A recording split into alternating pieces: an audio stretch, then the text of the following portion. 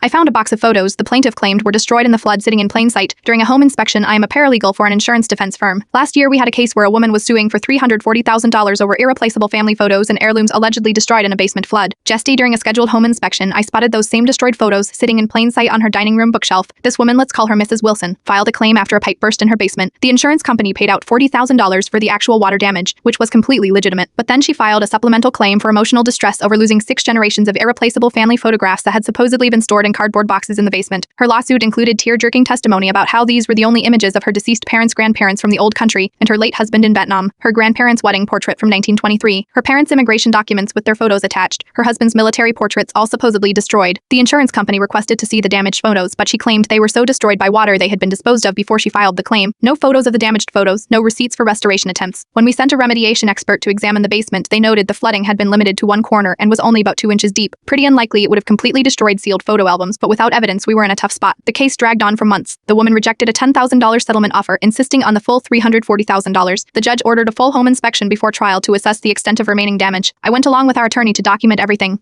As we walked through the dining room, I noticed a large wooden box on her bookshelf labeled family photos and ornate lettering. It was the kind of box you'd get from a specialty store with little dividers inside for organizing photographs. When Mrs. Wilson stepped out to take a phone call, I casually mentioned the box to our attorney. He nodded slightly and we continued the inspection without drawing attention to it. The next day we filed for a specific court order to examine the contents of the box. Mrs. Wilson's attorney fought it vigorously, but the judge granted our motion. When we returned, the box was mysteriously missing. Mrs. Wilson claimed she had taken it to her sister's house. The judge ordered her to retrieve it immediately. 2 hours later, she returned with the box. Inside were all the supposedly destroyed photographs, your grandparents' wedding portrait, her parents' immigration documents, her husband's military photos, all in perfect condition, neatly organized and labeled. The look on her attorney's face when we opened that box was the definition of an oh shit moment he hadn't known. He requested a recess and came back to withdraw from the case. The judge dismissed her lawsuit with prejudice and referred the case to the district attorney for insurance fraud investigation. The insurance company is now countersuing for legal fees and filing false claims. What made it especially satisfying was knowing this woman had rejected a $10,000 goodwill settlement for photos that were never damaged, and now she might face criminal charges instead. Sometimes the smoking gun isn't hidden at all. It's displayed proudly on a bookshelf just waiting for someone to notice.